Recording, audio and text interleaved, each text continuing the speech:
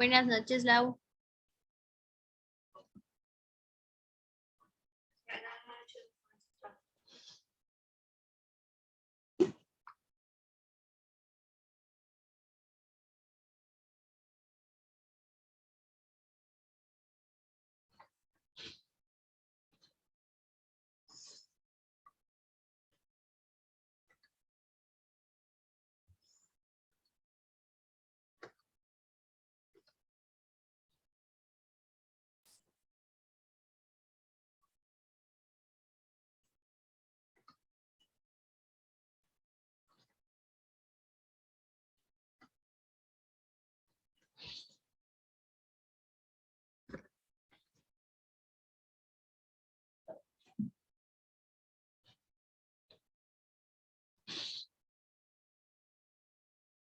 ¿Pudiste ver las tareas en Classroom, Laura?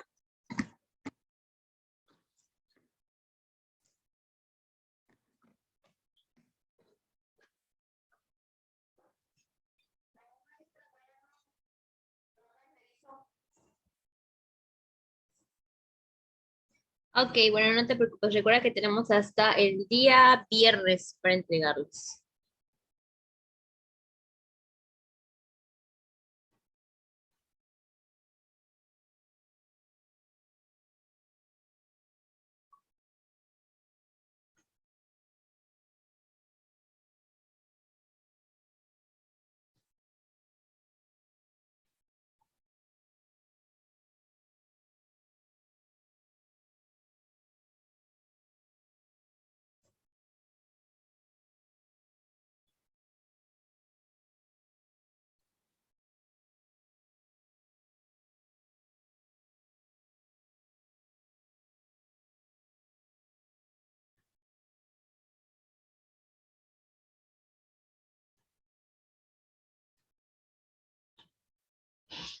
Bueno, vamos a empezar.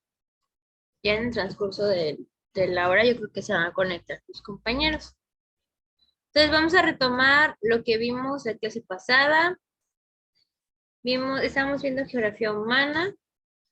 Hablamos sobre el concepto como tal, que es la parte de la geografía que se enfoca en los aspectos no naturales del planeta Tierra como una especie de ecología humana. El iniciador de esta teoría fue el alemán Karl Reider, 1769-1859. Y sus métodos que emplea la geografía humana son similares a los de la geografía general, siendo en sí mismas sumamente diversas, tanto cualitativas como cuantitativas. Es común ver el uso de estudios de caso, encuestas, análisis estadísticos y modelos matemáticos. Ahora tenemos las ramas de la geografía humana. Tenemos la geografía poblacional, que es la que se encarga de estudiar las distribuciones humanas sobre la superficie terrestre y los procesos históricos que la demandan, o también a su vez los fenómenos como los migratorios, migrantes, etc. Luego tenemos la geografía económica, que se centra en los patrones económicos y su historia, especialmente en la distribución de la tierra y los factores económicos, sean materias primas, centros industriales, etc. Esto se encarga de ver exactamente en qué lugares ha crecido económicamente los países. Luego tenemos la geografía cultural, que se estudia el modo en el que la cultura humana se vincula con su ubicación geográfica y cómo esta última determina sus patrones de intercambio. Esto que es lo que nos dice, estudia lo que son en los países, las regiones, qué tipo de cultura tienen, qué tipo de creencias tienen. Después tenemos la geografía política, centrada en el estudio de los espacios políticos, países, estados, etcétera. Porque recordemos que cada país tiene una forma diferente de gobierno. Por ejemplo, en Inglaterra todavía se utiliza lo que es el término de rey, y en otros países es más bien una democracia, donde existe un presidente. Y por último tenemos la geografía médica, estudia la incidencia del emplazamiento geográfico en la salud de las poblaciones y en el modo particular en el que envejecen. Ahora, tenemos las características de la geografía humana. Posee tres principales campos de estudio, que es la distribución e interrelación de las poblaciones y culturas en la superficie terrestre, el modo específico en que éstas interactúan con su medio ambiente, el modo en que organizan sus sistemas políticos, económicos y sociales como parte de su ubicación geográfica.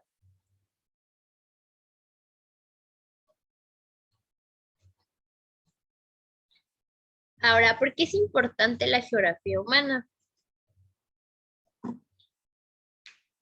La geografía humana constituye un importante campo de estudio en la actualidad, especialmente luego de que surgieran las perspectivas teóricas globales que exigen el estudio de flujos migratorios, dinámicas de comercio internacional y demás procesos humanos complejos que involucran estados, culturas e individuos. Por otro lado, la perspectiva plural de la geografía humana aparta del campo de estudio de la geografía general un elemento indispensable, pues a lo largo de los miles de años de presencia humana en la Tierra, hemos paulatinamente hecho sentir nuestra presencia a través de la modificación del entorno que nos rodea. Ok, entonces como primera actividad del día de hoy, vamos a tomarnos 10 minutos y vamos a hacer un mapa mental sobre las ramas de la geografía humana que abarcar lo que es la geografía poblacional, económica, cultural, política y médica. Entonces vamos a tomarnos 10 minutos para hacerlo. ¿Quedó claro, Laura? ¿Tienes alguna pregunta? Un mapa mental es aquel que se basa en dibujos y puedes poner una que otra palabra clave.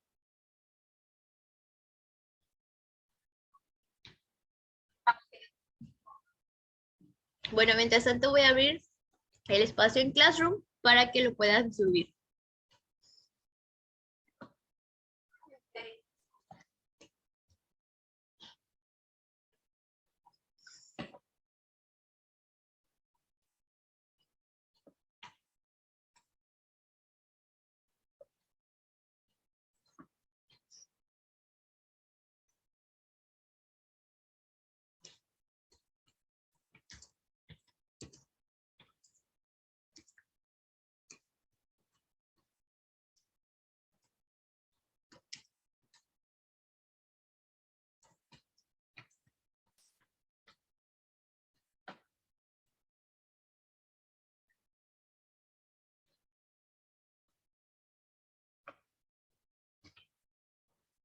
Listo, ya está abierto el espacio en Classroom.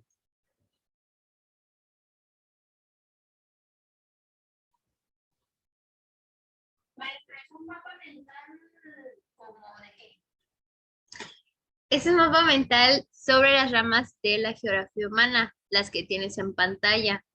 Son 5, entonces vas a poner en el centro ramas de la geografía humana y de ahí vas a sacar un conector y vas a poner geografía poblacional y un dibujo que represente lo que es la geografía poblacional. Luego sacas otro conector y le pones geografía económica y pones un dibujo que haga referencia a la geografía económica.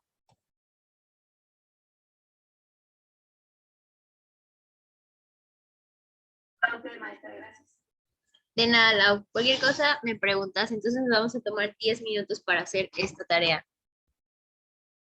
Ok.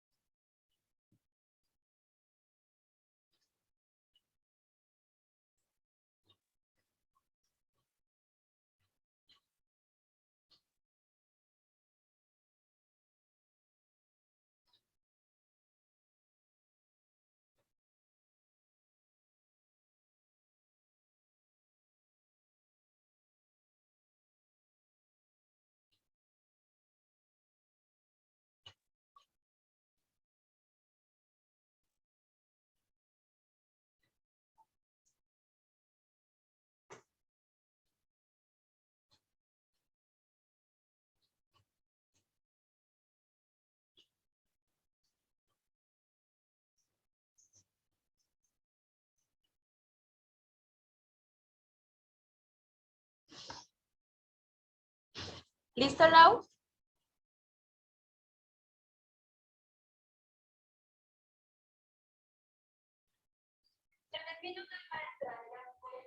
Ok, está bien.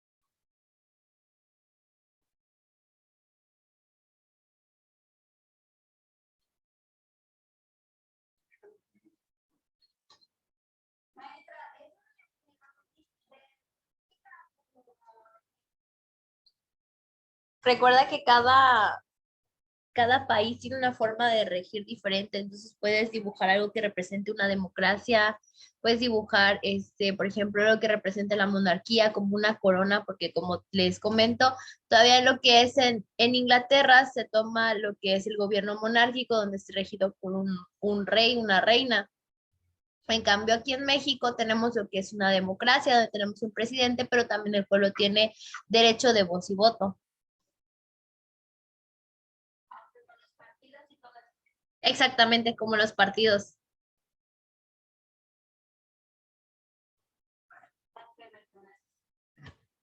De nada.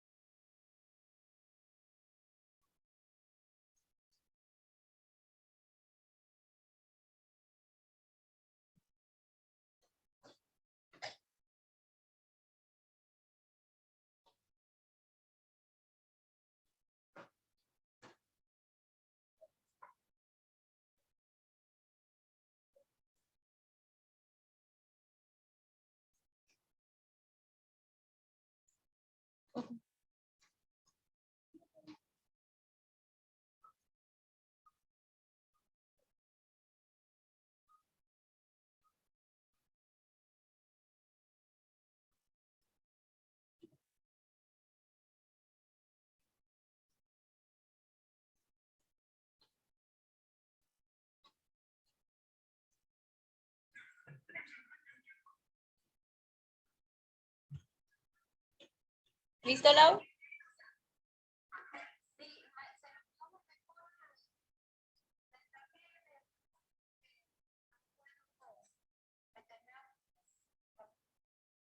Ok, sí está bien. Para que yo lo revise y podamos continuar.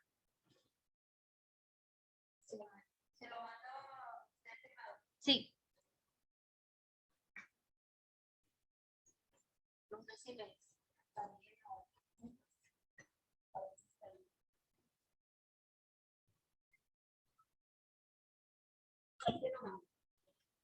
Claro.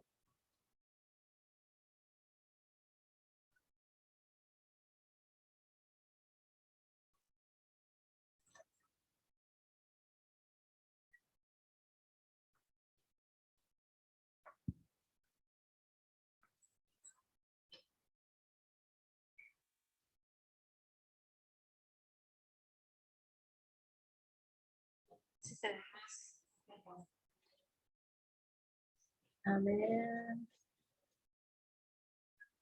Se está descargando. Ok.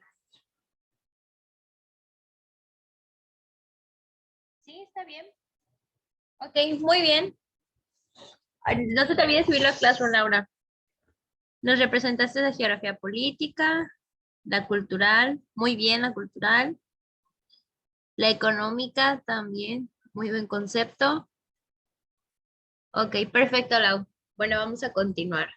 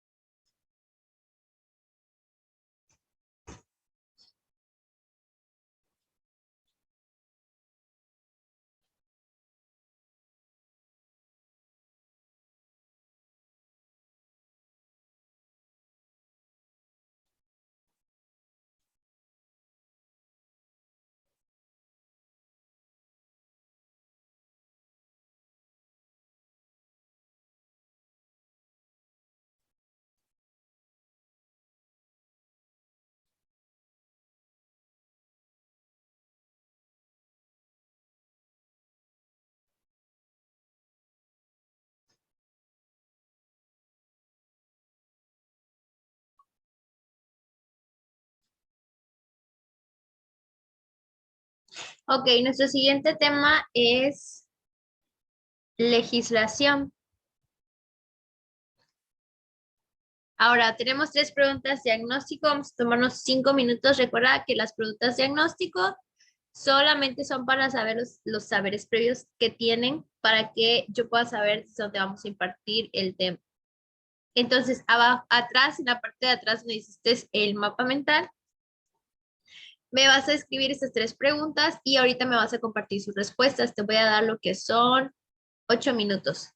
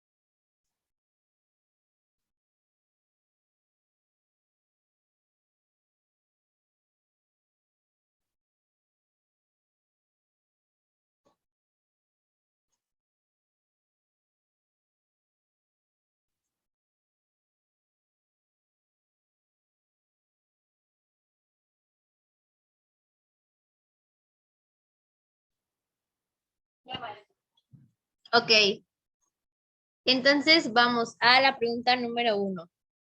¿Qué crees que es una ley?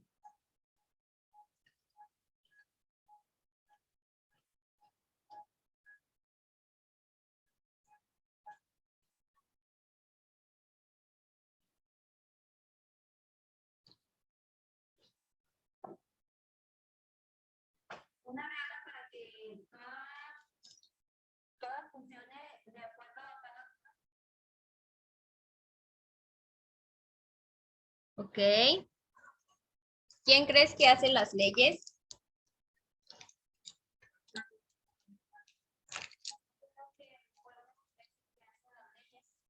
Ok. Y por último, ¿quién crees que las aprueba?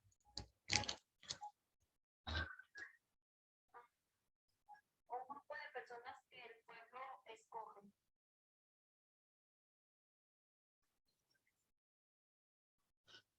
Ok. Bueno, ahora sí, tenemos el concepto como tal.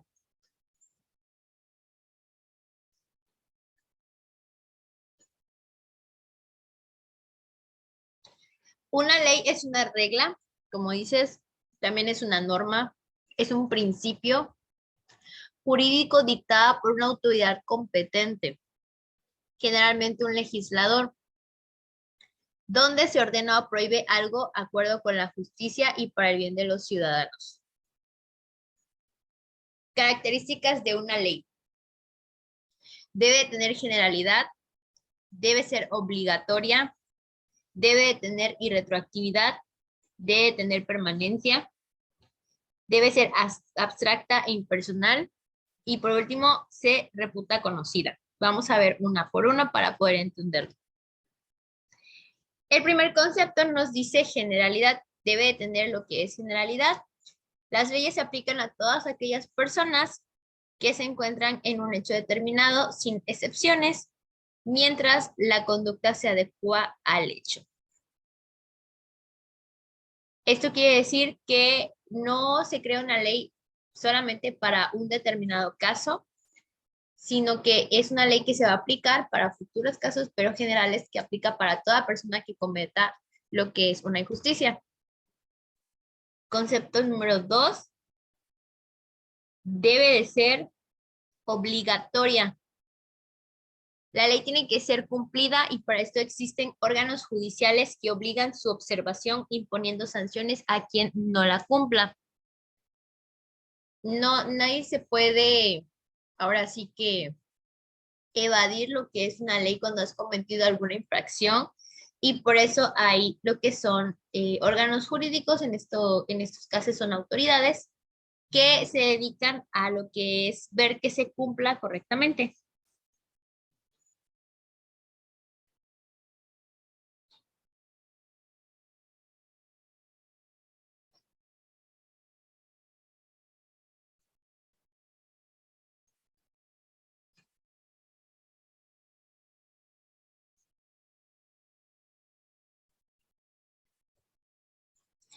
Y retroactividad.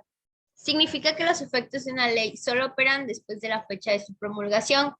Esto significa que no hay efectos hacia atrás. Ejemplo, si tenemos un caso desde el 2005, pero ya en el 2010 se aprueba una ley que puede sancionar a ese caso del 2005, no se puede aplicar porque en ese tiempo no existía. Entonces no podemos ocupar una ley actual para poder hacerlo desde mucho tiempo atrás, sino que entra en vigor y entra en acción a partir de la fecha en la que se empieza a dar a conocer.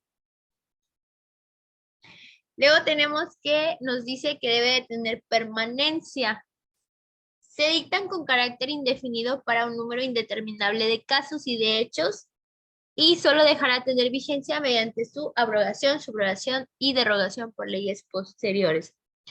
Esto nos dice que no se puede cambiar de la noche a la mañana, ni mucho menos se puede cancelar de la noche a la mañana, sino que cuando una ley se hace, se aprueba por el bien de la población. No se puede quitar a menos que se mejore o de plano vean que ya no sirve para poder siguiendo con el cumplimiento y dar lo mejor para lo que es la población.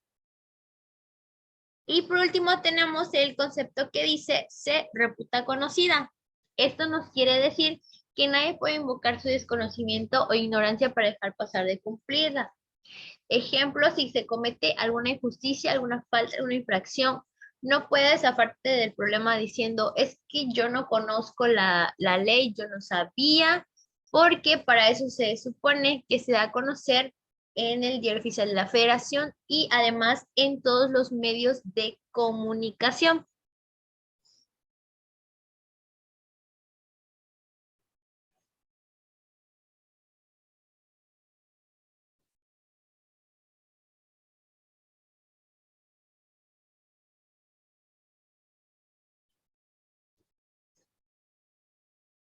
Ahora, la pregunta es, ¿cómo se hace una ley? Bueno, tenemos lo que son 6 pasos para poder llegar a lo que es la creación y aprobación de una ley. Etapa número 1, iniciativa. Etapa 2, discusión. Etapa 3, aprobación. Etapa 4, sanción. Y tenemos un subtema llamado derecho de veto que te vamos a ver. Etapa número 5, publicación. Y etapa número 6, iniciación. Ahora, en la etapa número 1, que se llama iniciativa, es la facultad de presentar un proyecto ante el Congreso de la Unión. El proyecto quiere decir, se refiere a la ley. Es presentarlo y llevarlo ante el Congreso de la Unión y exponer de qué se trata. ¿Quiénes pueden hacer estos? Presidente de la República, diputados, legisladores o legislatura de los estados. Las leyes, ¿quién las escribe? Puede ser hasta la misma población. Sin embargo, para que llegue al Congreso de la Unión, tiene que ser una de estas 4 personas que esté presentando este proyecto, porque de ahí se va a ver y se va a aprobar si no tiene ninguna observación. Después de eso pasamos a la fase número 2 que se llama discusión, en donde las cámaras las aprueban. Tenemos 2 cámaras, existen 2 cámaras, la cámara origen y la cámara revisora. Entonces, recordemos, una vez que se presenta el proyecto o ley al Congreso de la Unión y esté aprobada por todos, pasa lo que es a la primera cámara, la cámara de origen. Si la cámara de origen lo lee y no detecta ninguna observación, lo pasa a la cámara revisora. En caso de que la cámara revisora vea lo que es algún tipo de observación que se le pueda hacer, que se le pueda mejorar o que no están de acuerdo, lo regresan a la cámara origen. La cámara origen lo verifica y todo y lo regresan a lo que es al Congreso de la Unión nuevamente.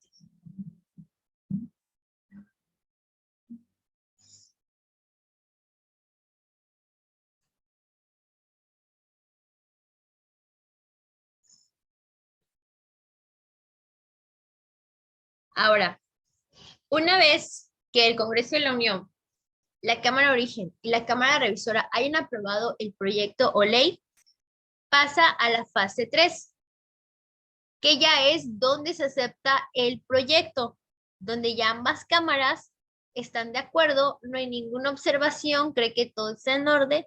Entonces, ahora sí, pasa a manos de lo que es el Poder Ejecutivo. ¿Y quién es el Poder Ejecutivo? Bueno, pasamos a lo que es el paso número 4, cuando el Poder Ejecutivo acepta el proyecto. ¿Y quién es él o ella? Presidente o presidenta de la República que esté en ese momento. Él es el Poder Ejecutivo. Él es el último filtro antes de que la ley sea aprobada. Entonces, si el presidente le llega lo que es el proyecto, la ley, lo revisa, nota que hay alguna observación que hacer, que no está de acuerdo, lo regresa a las cámaras y esto se le conoce como derecho de veto. Cuando no está de acuerdo y manda observaciones al proyecto para que el Congreso lo discuta nuevamente. Entonces vuelve otra vez al ciclo. Si el presidente no lo acepta,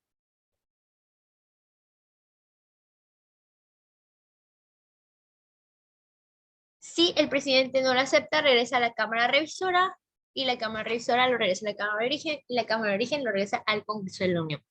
Ahora, en caso de que el presidente lea el proyecto o ley y lo que es en un lapso de 10 días hábiles no lo devuelve y no hace ninguna observación al respecto, esto quiere decir que la ley ha sido aprobada automáticamente. Ahora, debe de quedar algo en claro, una vez que si se llega a cometer el derecho de veto, se regresa a las cámaras, a la revisora, al origen y después al Congreso de la Unión, cabe aclarar que no es como que reciban esas observaciones y a los 2 días siguientes vuelven otra vez a presentarlo ante el Congreso de la Unión para volver a hacer todo este ciclo, sino que hay fechas específicas en las cuales se abren para poder presentar lo que es la ley. Ahora, digamos que ya pasamos al paso número 4, en donde ya es aprobado. Nos vamos al número 5, que es la publicación. Es cuando la ley se aprueba por el Poder Legislativo y se debe publicar en el Diario Oficial de la Federación, además de darse a conocerse por los diferentes medios de comunicación, como es Internet, como es la televisión, como lo es la radio. Y por último tenemos el paso número 6, que es la iniciación de la vigencia. Es fecha cuando entra la ley en vigor. Debemos de tener en claro aquí dos cosas. Uno es que nos digan, el día de hoy se aprobó la ley contra los alimentos enlatados. El día de hoy, 23 de marzo, se aprobó. Sin embargo, nos dicen en los medios de comunicación que se van a poner ya en práctica a partir del 10 de abril del 2022. Entonces, el 10 de abril del 2022 es la fecha de vigencia en donde ya va a entrar en pie lo que es esta ley. Así que no nos vayamos a confundir con eso. Una cosa es la fecha cuando ya es aprobada hasta por el Poder Legislativo y otra fecha es cuando ya entra en vigor. Ahora tenemos a continuación lo que son ejemplos de leyes vigentes en México.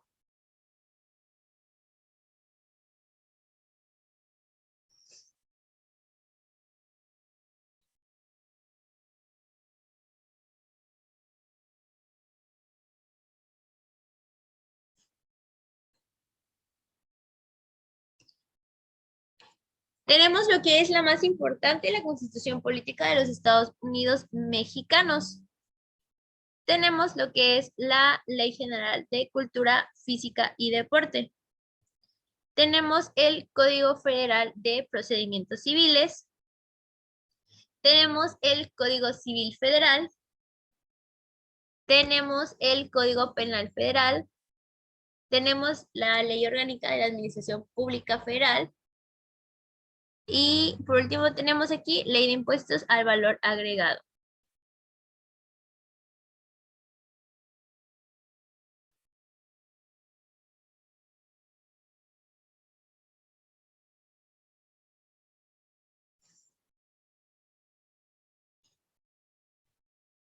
Estos solamente son algunos ejemplos de las leyes que tenemos vigentes aquí. Hay muchísimas más, solamente que esos son algunos que yo puse aquí.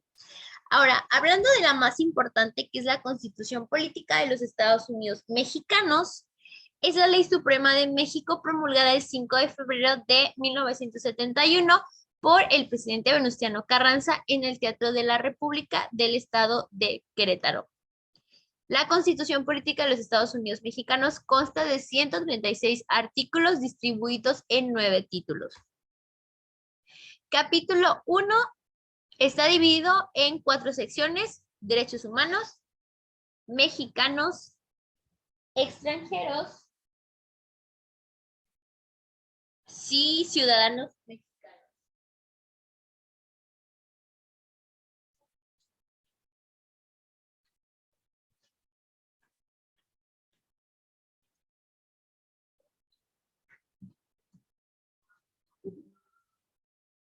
Tenemos el capítulo número 2, donde está dividido en 2 secciones. Número 1, soberanía nacional de formas de gobierno. Número 2, partes de la Federación Territorio Nacional. Y de ahí nos pasamos al capítulo número 3, que se divide en 4. La primera es división del poder. Número 2, legislativo. Número 3, ejecutivo. Y número 4, judicial. De ahí nos vamos al número 4, que solamente tiene un apartado, que se llama responsabilidades de los servidores públicos, particulares vinculados con faltas de administrativas graves o de hechos de corrupción y patrimonial del Estado. Luego de ahí nos vamos al capítulo número 5, donde solamente tenemos un apartado llamado Estados de la Federación y Ciudad de México. Luego tenemos el capítulo número 6, llamado del trabajo y la previsión social. Después tenemos el capítulo número 7, prevenciones generales. Y después tenemos el capítulo 8, que igual nada más tiene una sección, llamada reformas a la Constitución. Y por último tenemos el capítulo número 9, igual con una sola sección, llamada inviolabilidad de la Constitución. Muy bien, ahora como actividad vamos a buscar la Constitución Política de los Estados Unidos Mexicanos. Creo que la tengo guardada. Constitución Política de los Estados Unidos Mexicanos.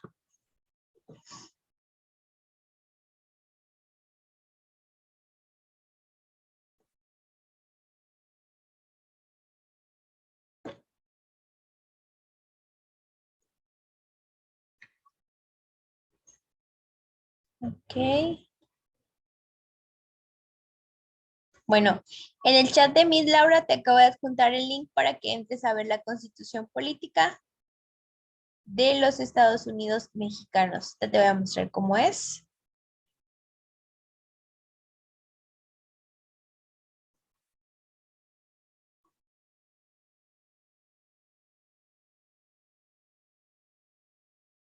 Ok, aquí la tenemos en pantalla. Como podemos ver, aquí está, aquí nos dice Venustiano Carranza, primer jefe del ejército constitucionalista encargado del Poder Ejecutivo de los Estados Unidos Mexicanos, hago saber que el Congreso Constituyente reunió en esta ciudad el 1 de diciembre de 1916 en virtud del decreto de convocatoria el 19 de septiembre del mismo año, expedió por primera jefatura de conformidad con lo prevenido del artículo 4 de las modificaciones que el 14 del citado del mes se hicieron al decreto del 12 de diciembre de 1914 dado en lo que es el estado de Veracruz. Adicionalmente, el Plan de Guadalupe 26 de marzo de 1913 ha tenido a bien expedirles lo siguiente. Entonces aquí tenemos un ejemplo. Aquí como ven está el capítulo número 1 y la sección número 1, como decía, de los derechos humanos y sus garantías. Entonces la actividad que vamos a hacer ahorita es que van a entrar al link de lo que es la Constitución y van a agarrar un artículo, el que ustedes quieran. Puede ser hasta el 90, al 80, puede ser también los únicos. Lo importante aquí es que quiero que, si pueden, me señalen el capítulo a que pertenece, en este caso el capítulo 1, y cómo se llama ese capítulo, de los derechos humanos y sus garantías. Y ya luego escojo un artículo, ejemplo, si escojo el 1, pues ya escribo el 1, pero ya encontré el capítulo y su título. ¿Tienes alguna pregunta, Lau?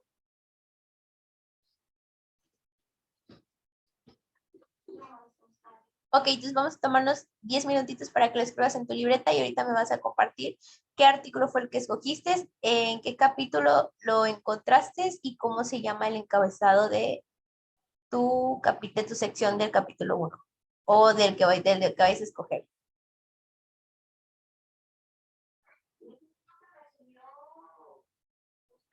Sí, de ese mismo que te adjunté ahorita el link en el chat de Meet.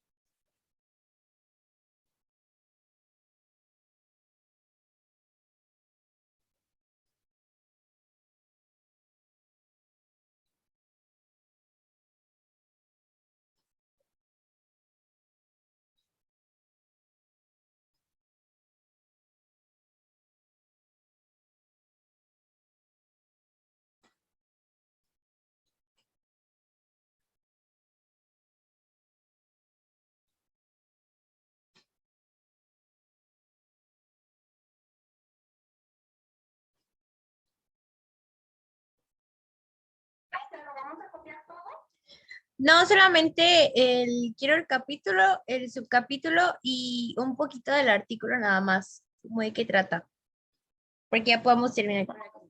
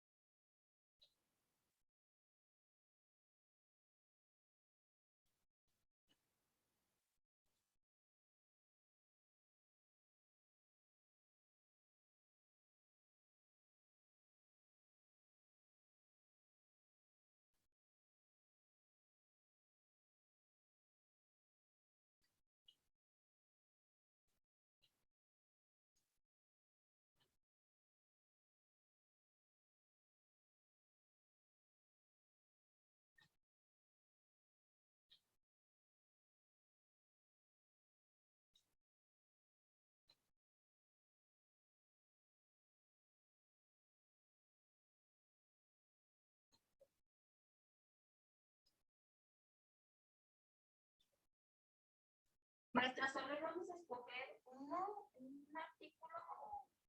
Sí, solo un artículo. ¿Ya terminaste? No. Ok, vamos a darte 2 minutitos más para que me leas lo que escribiste, el capítulo, la sección, y ya terminamos el ejercicio.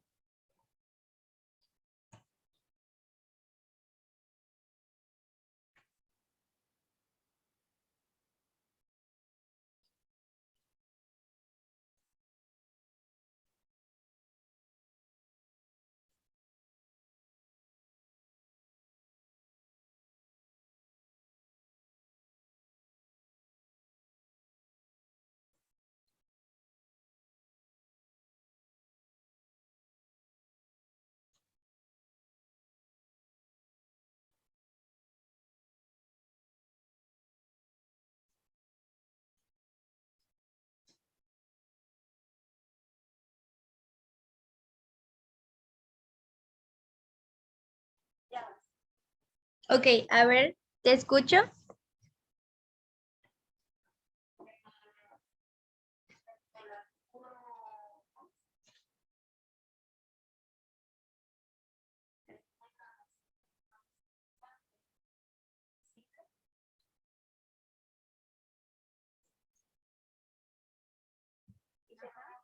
Sí, por favor. La nación tiene una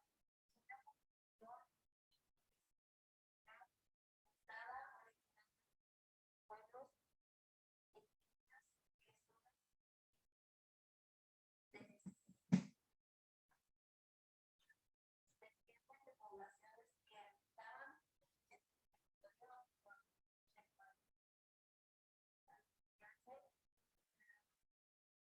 colonización y proporcionan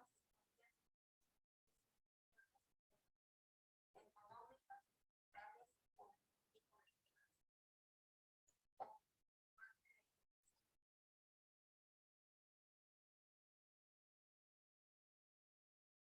¿Sería La todo? conciencia de, Ajá. Te escucho, te escucho. la conciencia de su identidad indígena deberá ser fundamental para determinar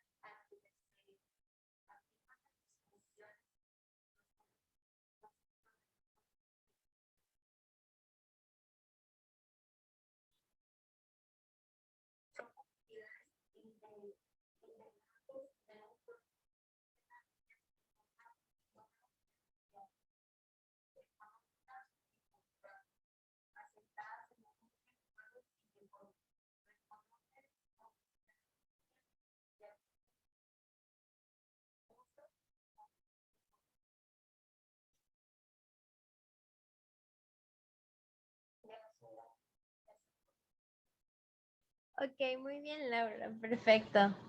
Ese me lo mandas a mi WhatsApp igual para que ese te lo tome como tu asistencia del día de hoy. Ok, perfecto.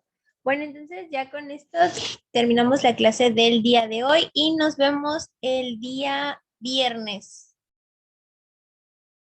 ¿De acuerdo? ¿Alguna pregunta, duda que tengas, Laura? no maestra, esto, gracias. Ok, perfecto. Entonces nos vemos el viernes. Gracias. Hasta luego.